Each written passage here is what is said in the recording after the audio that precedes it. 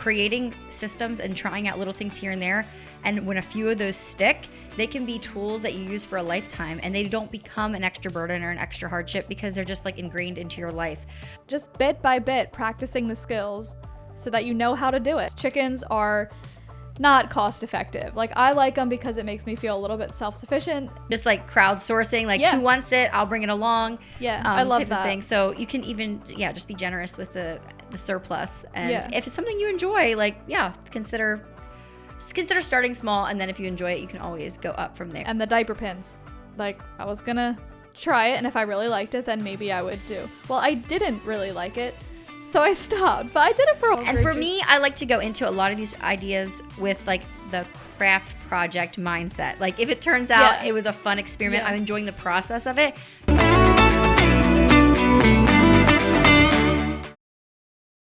Can we see our fuzzy socks? 'Tis the season. So are you going to be celebrating Halloween this year, Jayna? No, ma'am. We will be hiding in our house. Every year I get a question or two about that. I'm like, no, we don't do Halloween. No. Actually, I was horrified. I had to go into Party City to get gender reveal stuff. Don't go to Party City with a 4-year-old this time of year. Oh my goodness. It was scarring. Honestly, I was so scared. We walked in the door and this thing like jumped out at us. I was scared. My heart was pounding. And it was like, and then you look what it was, and it was like creepy looking. I don't know. Yeah. I guess it's fun for some people, but anyway. I guess I just don't see how it's fun, but whatever. Yeah. I think the challenge for me is to, let my boys know how I feel about it and my views on it, but not have them judge the people that do things differently than me, because you don't always know. There's people out there that are definitely celebrating the devil, and they have very nefarious agendas. And then there's other people that I think are just going about it innocently, and that's what they've always done. It's a tradition. I mean, who doesn't love a good tradition? Right. You want to give your kids the childhood you had and like whatever. So it's like, we're not judging people here. This is not what we do. Right. And this is what I view. Like, we talk about it, light and darkness and, anyway. So no, neither of us will be standing at the door handing out candy either. We're just like the Scroogey neighbors who just kind of stay away from it. Yeah. I guess if my neighbor kids did ring the doorbell and I was home, I would scrounge around and find them something. Cause I think so it's called hospitality. I mean, why not? But we're not usually home when our neighborhood does it. So anyway, definitely ready for that time of year to be over with. Yeah, same. So before we get into today's episode, which is all about our homesteading dabblings and our misadventures and adventures with it. We've been having fun with this in the last lifetime. Yeah, exactly. It's nothing new for us. We are growing up Mennonite and still Mennonite. Like, it was just a way of life. My cousin she's from around here, but she lives in Montana now. Hi, Kelsey. I saw her on Instagram. She said, I hate the term homesteading.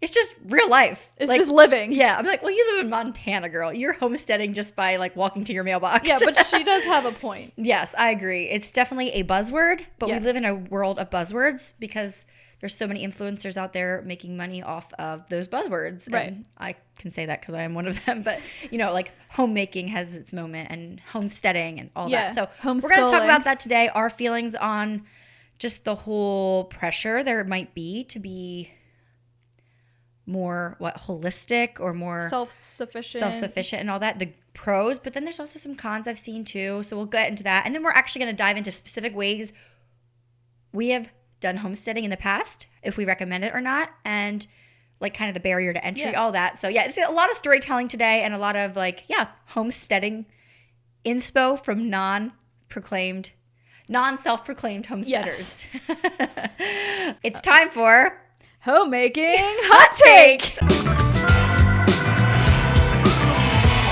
Okay, so mine is that buying fresh flowers, even spending some money on fresh flowers, even out of season, is not frivolous. I think it's actually therapeutic for me, and I think for everyone.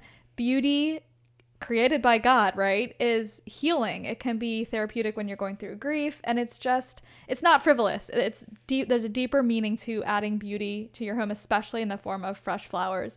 So if you want to grab a bouquet at the grocery store, I am giving you full permission to do that, and you do not have to call that frivolous. You can call it therapeutic. There you go. It's all in the marketing. It's all therapy. How you speak to yourself. Yes.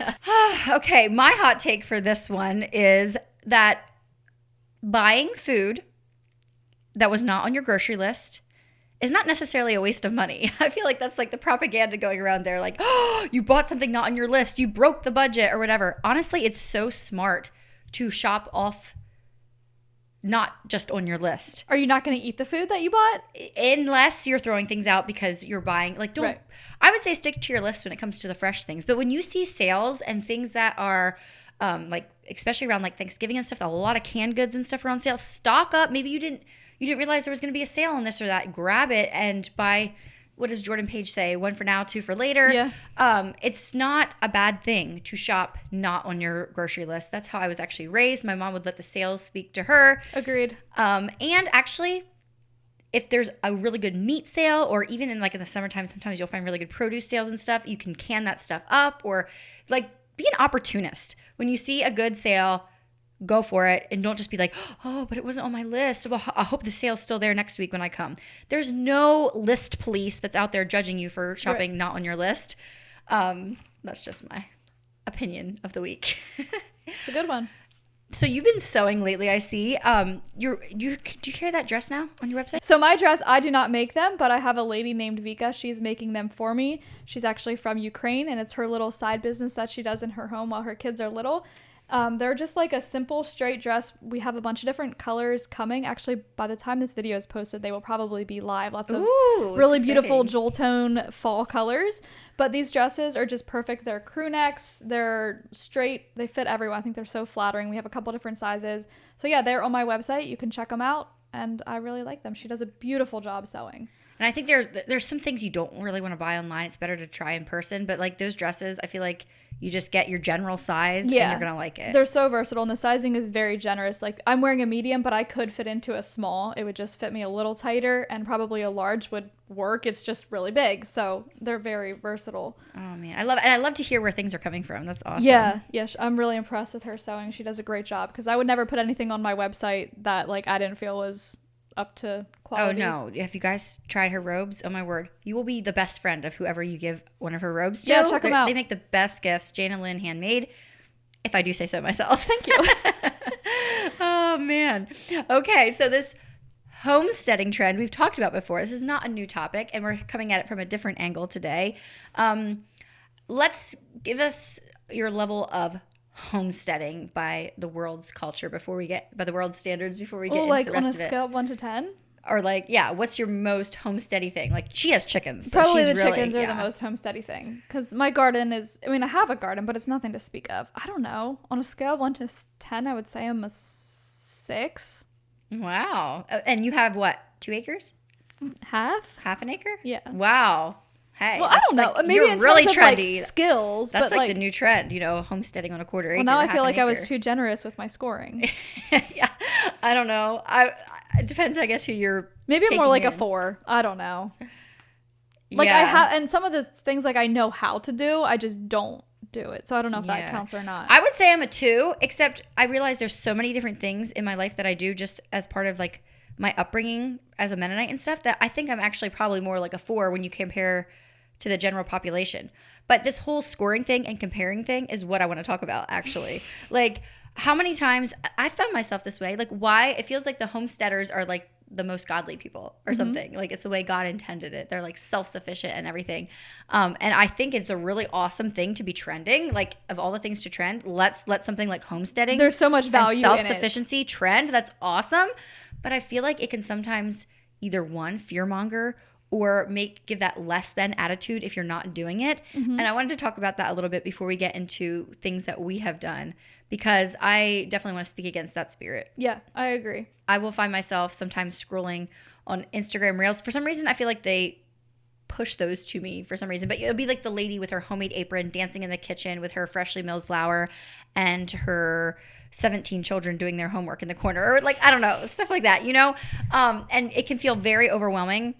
And it can feel like you don't have it all together. And what are you doing? You just fed your kids, Fruit Loops or whatever. Yeah. Yeah. Especially along with the homesteading, I think the whole natural living, non-toxic living is so closely linked. And that's the type of stuff that can really put fear into my heart, that I'm literally like scared of what I'm feeding my kids. And yes, I think it is good to be mindful of what we're putting in our bodies. But when it comes down to it, we're here on this earth for a short time. This is not our home. Our bodies are temporal. And I think it's good to just keep things in perspective.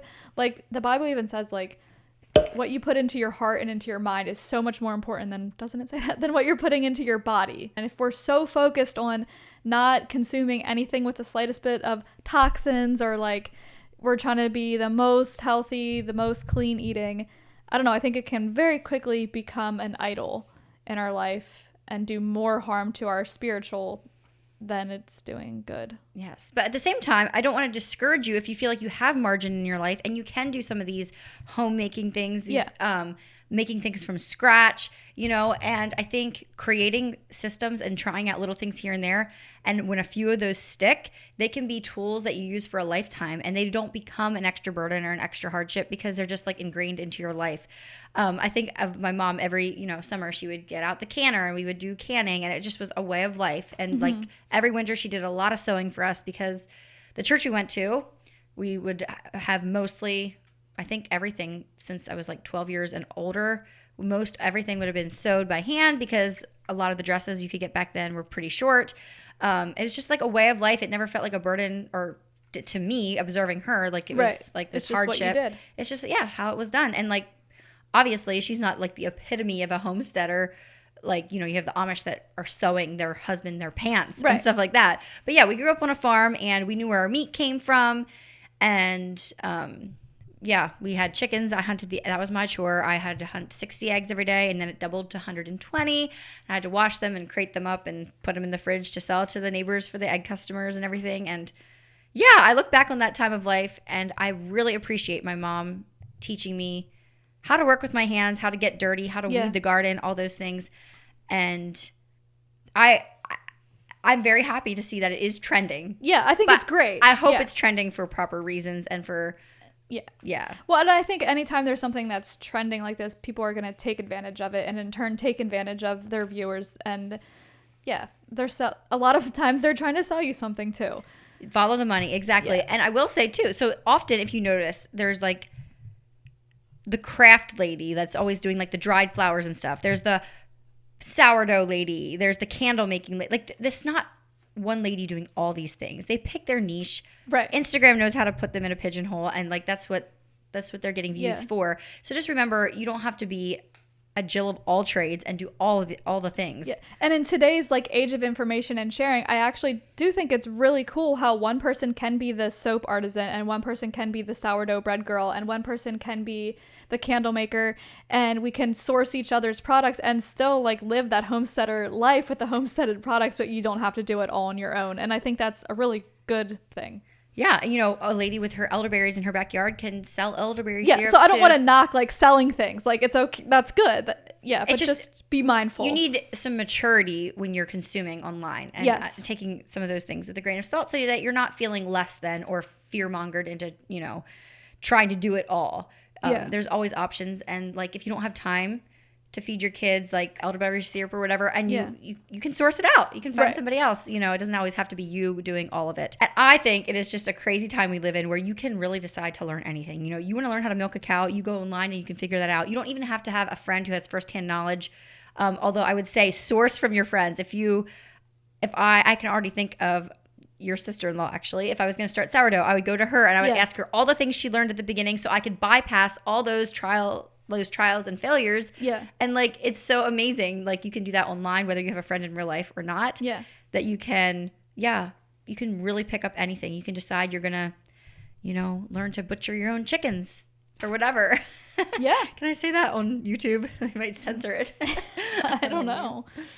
Did you guys ever butcher chickens like no. cousins? We never did. They always took them away. Mom said it was not worth it. That's what I've heard too. Well, you had explained how you grew up, and I would maybe just add that we did not grow up on a farm. We lived in a cul-de-sac 1 acre lot. We had some woodland that we scavenged in for fun.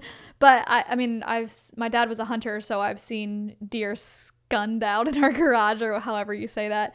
But I don't have like that living on a farm experience. But my mom did we had a big garden at my grandma's house that we would work in and, you know, do corn and whatever, but not quite the farm homesteading living that Megan experienced. Do you remember the time they butchered a deer at grandma's house? So I'd never seen a deer butchered in my life. except at grandma's house one time, and there was just like meat all over the table and everything was like covered in red. No, I don't remember that, but I remember it at my house, them doing it once or twice. And I remember thinking, I will never eat meat again. It was so good for me to see where it came out of a carcass. Yeah. It's so good to know. Yeah. And appreciate where your food is coming from. Absolutely. So I guess now we're going to talk about some of our homesteading qualifications. Like, what are some things we've tried? And also if we recommend it, or also I think it's important before you take anything up, you count the cost a little bit. Like some of these things, it just means going out to the store and buying some bread flour and you can try things. Other things you might not want to jump into without some research first and thinking it through. Chicken coops are not cheap. So I was saying I actually made homemade apple cider vinegar the other day because I was canning applesauce and I had all the cores, so I just stuck them in a jar and made the vinegar. It was a pretty easy process. The only downside was that I had this jar of fermenting apple cores on my kitchen counter that would attract some fruit flies. But other than that, I would say if you're making applesauce anyway, go for it. Put the cores in some water. You can look it up online how to do it. It's very easy. I would say it's worth it. Like I wouldn't go buy the apples just to make the vinegar. But if you're doing the apples anyway, save the cores. Why not? Or even I like to make a lot of apple pies. So could I take my cores and... Yeah, I guess you could micro do it in like a little pint jar. How much did you do? I did I think I had a gallon jar. Okay. Full of it. And then that made when I make quart pies, I'd have like 12, tiny bit. I'd have like 12 Yeah, cores. you almost need like a bunch of apples. But if it's not a lot of work, if you're just pouring stuff in, is there like a mother at the end? Like, is there a mother at the bottom? I don't think so. Maybe I didn't do it right. Maybe I don't. You it strained smelled out right. The cores and I strained it then. And maybe I just missed it. It smells right like apple cider vinegar that you buy at the store. Wow, that's awesome. Yeah, it was pretty cool. You're not eating it plain anyway. You're putting it in things. So how would you fail? Right, and it's And it smelled like. It smelled very strong. Not like an apple, but like a little bit fruity vinegar. Wow, good for you. I love that. And especially you're already doing the applesauce. Yeah, that's what I would say. I would try it if you have access to a whole lot of apple cores.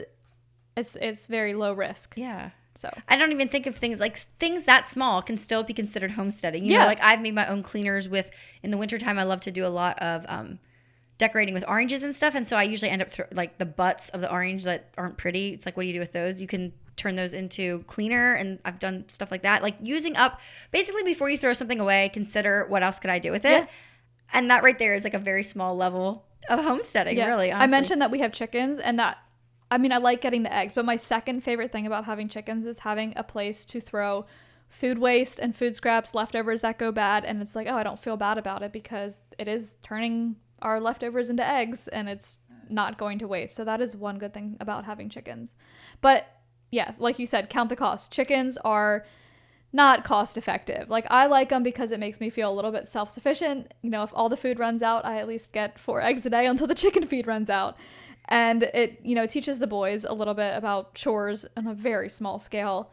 I just enjoy it, but it's not something that you want to dive into, if you're really thinking you're going to save money on eggs. Yeah, my parents had an empty little barn and they put chickens in and they said, look, this is costing us money, but it's worth it for us to teach you how to work hard. And obviously it was so nice to have the fresh eggs that we knew what our chickens were eating and everything. Yeah. And then as time went on, we did sell some too, because the neighbors love the farm fresh eggs. Yeah, if you have a spot for them already, especially, it's not a bad idea to just try it. And maybe you try with 6 chickens or whatever, and you really like it and you decide to expand, and then you can, at least in Lancaster County, there's so many tiny little roadside stands that have just wildflowers and fresh eggs and stuff like that. Yeah, it's not like you can't make money on it. It's not like you have to have a full produce stand either to offer your things. And there's so many women in our area that are like, oh, I'm coming over whatever day, and I have all these extra eggs is a really common one in the summer, tomatoes or squash, and just crowdsourcing, who wants it, I'll bring it along. I love that thing. So you can even just be generous with the surplus, and if it's something you enjoy, consider starting small, and then if you enjoy it, you can always go up from there. But like chickens, that's going to cost you a pretty penny at the beginning. Which, do we want to give a plug out for Jordan's Coops? Sure. My brother-in-law actually builds the most beautiful chicken coops. It's Jordan's Custom Coops. He does a really good job. I'll link his Instagram. He does custom built whatever you need. He has been building. Local. You got to be local, or he delivers. Yeah, he delivers pretty far. But not to out west or anything. They're not kits. They're cute, sturdily built, chicken coops. And so you got the hookup with that. Yeah, so that I have nice. the very first one, and he's improved a lot since then, and ours is still standing. So it's really cute. He's been building them since 2020 when I freaked out and said, Jordan, build me a chicken coop. Yeah, so I do not have chickens. I will be doing something to create work for my children as I feel like they're running out of it. Like, do I sound like a slave driver? But like teaching your children work ethic, and especially if I'm going to have like, 3 boys and stuff, we're going to have to create work for them. And so I'm all about, and Josh, they grew up at different times he grew up on a farm sometimes, and other times they just had like 1 acre or half an acre, and she would farm them out to mow all the old people's in the development across the road, their yard and things like that. So that's definitely something that, I don't know, is that common or is that a Mennonite thing? But like teaching your children to work is very valuable, and they're the future workforce of America, so might as well learn at home, make the mistakes at home in a safe space. Have you ever tried the sourdough bread? You were talking about it, but you never tried it. It's such a Megan thing. I would love it because it's aesthetic. I'm all about that. Yeah, I actually did the whole sourdough thing back in 2014. I think around then, like before Jack was born. I think because I was still working. I'm not sure why. Like, someone gave it to me. Jayna is an amazing example of like just trying little things. Like, you used to do little patchworks and stuff. Oh yeah, like, made quilts. Used to like make little dresses you tried it and then moved on. I did the sourdough for a while, and I made a bunch of different things with it, and I liked it, and I mean it was successful, but I just kind of got tired of it, and it's a lot to keep up with, and we don't eat that much bread. It was just Eric and I at the time, so I stopped it. But I could see getting back into it. I don't have plans to, but that's a very low cost thing to do too. Yeah, if you can and find starters. Low risk too. And it's fun. And I would advise. There's a plethora of information, and the cookbooks are so pretty. Yeah, I would say if you have an inkling to do it, that's one thing that you should do. If you feel like doing it, you should do it. Exactly. Or if you feel like you have weekly margin in your life. For me, I felt like it was something I could take off my plate and not do, even though I would love it. I think if I did it, I just don't want a pet that I have to keep up with. Right. And we don't eat a ton of bread, except I was thinking about it. Like I always say, we don't eat bread regularly, but we eat a lot of like sausage sandwiches, sloppy joes, burgers, all that stuff. So if I would start sourdough, I wouldn't even end up making the pretty artisan bread that I like to eat. I would end up having to make like the sandwich rolls. Yeah, and what I'd rather do is have my sister-in-law make the sourdough and just let me buy a loaf every now and then. For something special. Yeah, I know. I feel like if I had really good bread sitting around, it might be dangerous. Yeah.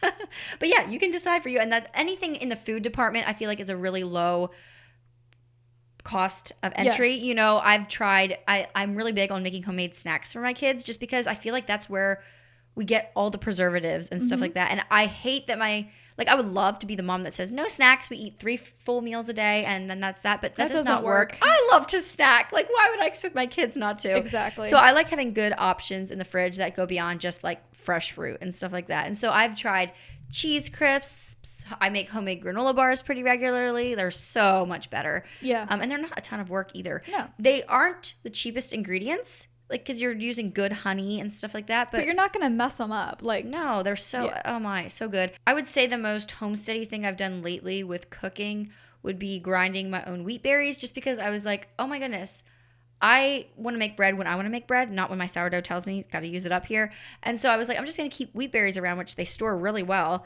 and just kind of experiment with that. And so I'm still experimenting. I still haven't found like a dead perfect recipe because the recipes I've been using are not created for freshly ground, freshly milled wheat. And so you have to add more and kind of experiment a little bit. So I don't know. I'm still working on that, but I'm having fun with it. And it might be a flop, but we eat it. Yeah. It's fine. It's like, anyway, it's super fun. And I actually went on Facebook Marketplace to find a grain mill. Like, you can buy expensive grain mills. I was like, well, I don't even know if I'm going to like this. So I bought an attachment for my KitchenAid mixer, and I was going to get it off Facebook Marketplace, but it only saved me like $25. So I just ended up buying it new off of Amazon. I can link mine below. And I like it. I just, like I said, I use it like once a month. Yeah. I'm not going to scale up, if you know what I mean. Right. Yeah. We can, well, actually, I don't can grape juice, but my mom cans it, and I usually buy it from her. I've seen it done. I could probably figure it out how to do it. Well, canning in general is something that's fun to try. Yeah, just and for me, I like to go into a lot of these ideas with like the craft project mindset. Like, if it turns out it was a fun experiment, I'm enjoying the process of it. And if we have something good to eat at the end, that's awesome. Like, I canned pepper jelly and it got a little runny. I followed the recipe to a T. Found out my friend said, oh yeah, you can't follow that recipe to a T. You have to actually keep cooking it till it thickens up. I'm like, great. I was like trying to follow the recipe to a T here because that's how you do with canning. You don't want to mess it up at all. Yeah. But you know what? It's still amazing. We take it places, we eat it, we pour it over cream cheese, and we love it, even if the consistency isn't as globby as the bought stuff. Yeah. And it was like fun. Like I felt accomplishment at the end of it. Yeah. And it only took a morning. And our moms made candles I remember making candles at Sister Day one time, right? Or were they just remelting old candles and pouring them into new ones? That's so resourceful too. But either way, don't knock it. Did we make soap? I feel like we made But body scrubs and stuff like that. We would try things out and then most times never do them again. Right. But just to say you did it. Yeah. And also, who knows? You might like it and you might keep going. Yeah. Like your embroidery, you hit that hard. Are you burned out on it now? Well, I stopped for a while and now I kind of got back into it again. Okay. And there's no shame in it. Like you don't have to be the embroidery lady. You just do the things for fun. And if you like it, great. And if you don't and you never want to do it again, that's fine. Like it's okay to partake in the homesteading trend without committing to anything. Yeah, or maybe you're not even doing it for fun, but it just makes you feel better, like making your own laundry detergent and stuff like that. You know you're not putting toxins on your kid's skin or whatever. Another crunchy homesteading thing that I've done way back in the day was I briefly cloth diapered. Oh my goodness, I forgot about this. Yeah, and I did it like with the... What are they called? That was another trend that you literally felt guilty if you didn't cloth diaper and it for a little bit. I didn't buy the fancy ones because I didn't want to commit. I was like, I want to try it, but if I'm going to do it, I'm not going to buy the fancy things because it's supposed to save money, right? So I bought like the old school pre-fold diapers and the plastic underpant things and the diaper pins. Like I was going to try it, and if I really liked it, then maybe I would do. Well, I didn't really like it, so I stopped. But I did it for a while, and I tried it, and it just didn't... Were you able to resell them? No. They were just like the pre-fold white ugly ones. They weren't the fancy ones. Oh, not the fancy snap ones. Yeah, I think I gave them away then. I think I gave them to someone. I just had the really simple ones. My mom forbade me to even try it. She's like, I will not be babysitting your children and doing cloth diapering. I did that with you, and halfway through with Esden. The Lord has given us disposable diapers. Bless his name. Yeah, I completely agree. I just wanted to try it. And I did, and I'm glad I tried it. It's funny, but yeah, it's interesting though. I love how I see cycles like go. Remember when canning came in? Well, I don't remember this specifically firsthand, but like when canned goods came in to commonplace, like it was all the thing, and like these Mennonite housewives were cracking open these tin cans of all the stuff, you know. And like my grandma ate so much like toxic food when I think about it, because they were growing up in a time where convenience foods were like celebrated and like, oh my word, we're getting our time back again and stuff. Yeah. And so it's just really fun and interesting and odd sometimes to see how the trends can come and go. I'm not old enough to see all of it firsthand, but Angela Braniff has a YouTube channel, and she's been talking about habits and things that have gone by the wayside that we should bring back, beauty and hygiene things that people used to do. And it's just really interesting how the norm looks so different even 30 years ago. Obviously, I sew. I've sewed dresses, shirts, baby clothes, leggings, undies, quilts, comforters. Basically everything I've sewed. As far as like... Yeah, we were both taught to sew because we needed to. It was necessity, yeah. It was a matter of survival. We both grew up going to churches where you're supposed to wear a cape dress, which is just a way of, I guess, institutionalizing modesty. Yeah. You know, it's an extra layer on the front of your dress, and you weren't being super trendy because you had to sew your clothes. And I still have a lot of friends who sew all of their dresses to this day. Yeah. But that's why I was taught. And so Ivani's not going to have to do that because we don't go to a church that you have to, like, we can just buy. There's so much cute, modest clothing out there. We would know. Yes. But I still would love for her to try sewing. If it's not her thing, whatever, but I would really like to push through the hard and teach her how to sew maybe when she's like 10 or 12, or like, you know, if you have daughters or sons like that age of like 10 to 15, when they don't have their license yet, they don't have a full-time job, and they're like antsy. I think that's, at least I remember that speaking from firsthand for myself. I tried so many different things over that period of my life. So if you are trying any of these things, maybe take your preteens along with you. Absolutely. They might really take off with something, and soon you have your own personal bread maker, you know, or whatever. But you were going on about sewing. No, I was just gonna say also fine arts like quilting, cross stitching, embroidery, and crochet. I've done all that. And that's also a very low barrier to entry. Like, try a project in the winter this year and see if you like it. Yeah. I've been embroidering a jacket for Ivani. I mostly love it because it gives me something to do with my hands when I'm sitting talking with friends around a campfire, or when we're driving and, you know, me and Josh are chatting, or he's listening to the Eagles game or something. I can like listen to it and embroider at the same time. I was never a big looker out the window. Oh man. But yeah, so that's a very easy thing to try. And like, if you're already overwhelmed, don't let the reels and stuff suck you in. But if you see a fun project that looks fun to do, maybe just keep it in the back of your head for a rainy day and you can try it out. I think, though, we have to address the craft cupboard that can quickly get absolutely out of hand if you're not careful. Like, I don't feel guilt about most things, but once you start, like, if you buy a whole Cricut machine and then never use it, like that sits there and haunts you a little bit. So think through it. Get rid of it. If it's not for use, resell it. Or if it's something like a ball of yarn that's just taking up space, just get rid of it. And if you decide to crochet again, you can buy more yarn. That's right. Don't feel like you have to hold on to everything. Right. And stay out of Hobby Lobby if you know that's your weakness. I have been sharing on Instagram my micro preserving journey, but even just getting things in bulk when you see a good deal and freezing it in your freezer. Like, I have a freezer full of vegetables, and we do get like a quarter beef, half of a beef every year, but that's not any homesteading on my part whatsoever, except calling the butcher and telling him what cuts I want. It's sourcing other people's homesteading. Yes, exactly. Which there is absolutely no shame in that. That is still good, I think. Yes, exactly. But when you do some batch things, that is a very small way of living like our mothers used to. They were making double batches of everything. Yeah. And Josh's grandma had 18 children, and she baked 2 chocolate cakes a day, one without icing and one with icing. And the one with icing was for supper, and the one with no icing was in their lunches. And they went through a cake at lunch and a cake at supper time. That is crazy. I know. And they worked it all off too. Yeah. It's just crazy. I know. I can't imagine having that many people to feed every day, like, let alone children that you're actually like raising, but like that many people to feed for 3 meals a day is just completely overwhelming to me. I can't even imagine. But yeah, like for me, I love making refrigerator dill pickles, and like making 2 or 3 quarts at a time is technically taking the recipe times 6, and it takes us like a month to go through them or whatever, and that just feels so fulfilling to me. Like, I have pickles for a month.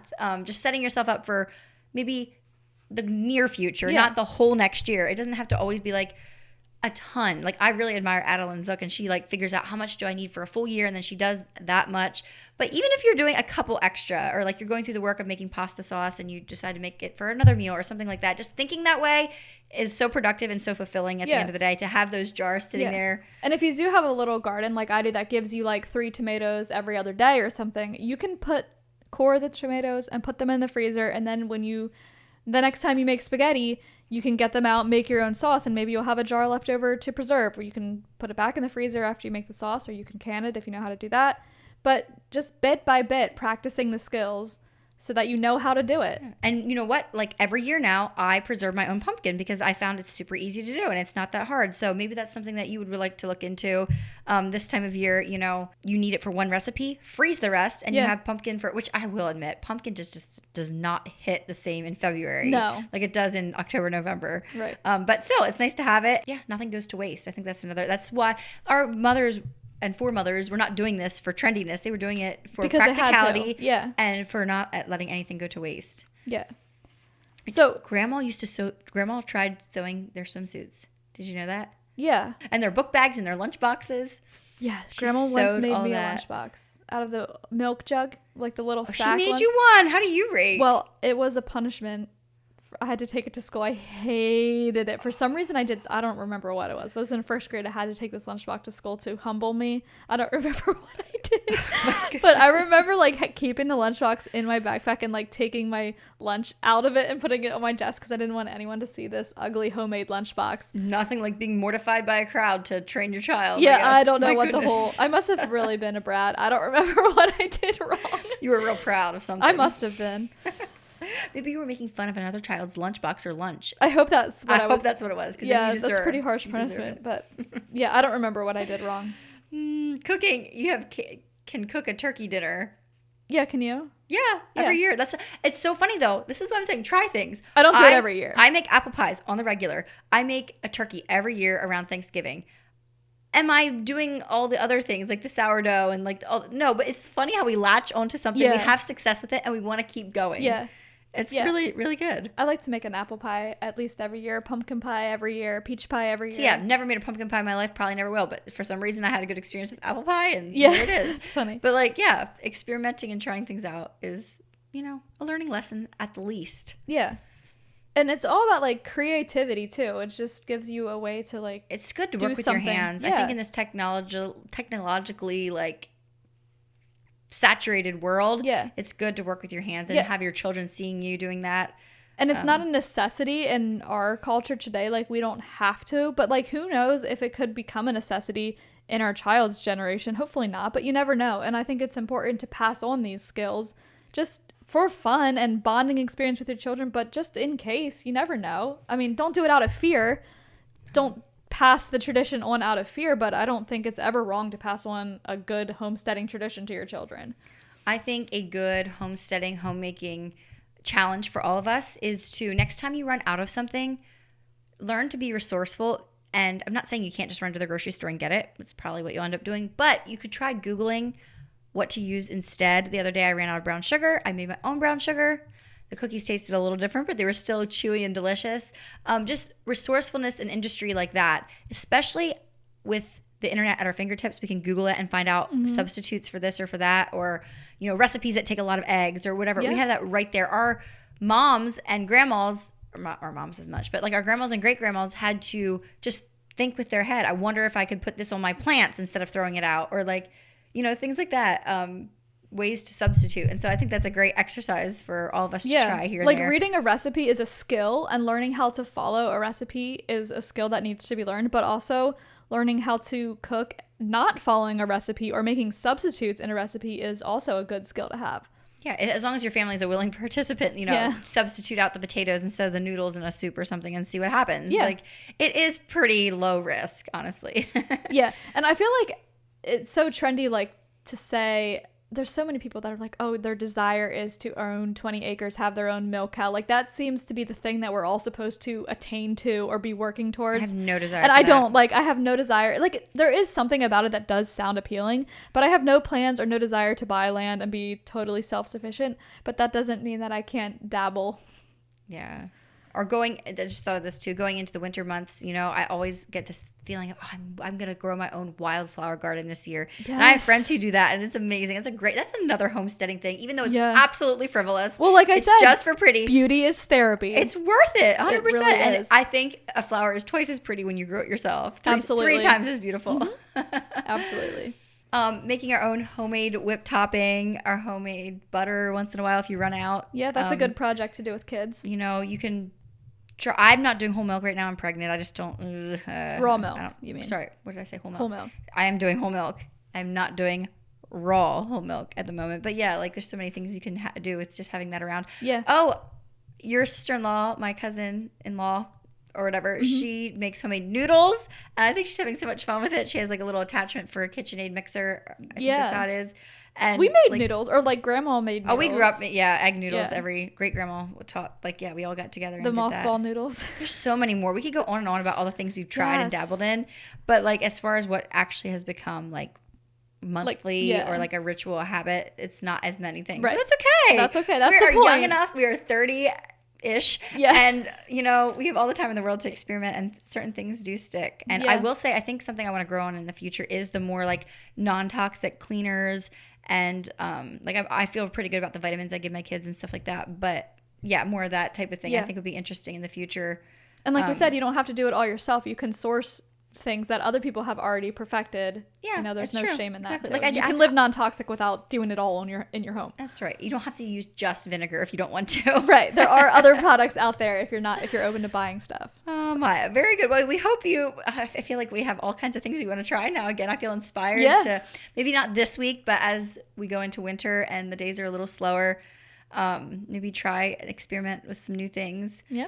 Oh yeah, we didn't talk about homemade condiments like homemade ranch and different stuff. There's some things that I like to make like yum yum sauce. Yeah. Homemade ranch is so good. I know. If only the shelf life was longer. I know. Sharon makes the best salad dressings. Like she makes Caesar salad dressing and ranch. Josh's sister has a French dressing of all things. I would not say I even like French dressing. I don't really either. It's so good. It's so good. It's like not the preservative stuff. Homemade salad dressings are the best. Go ahead. Okay, so tell us in the comments what is something that you did in the whole homesteading arena lately, and tell us if you succeeded at it, if we should try it too, or if it was not worth your time. Yes, if you recommend. Yes, if you recommend. Anyway, thanks so much for being here and joining in on the conversation. And we'll see you in the next one. Bye.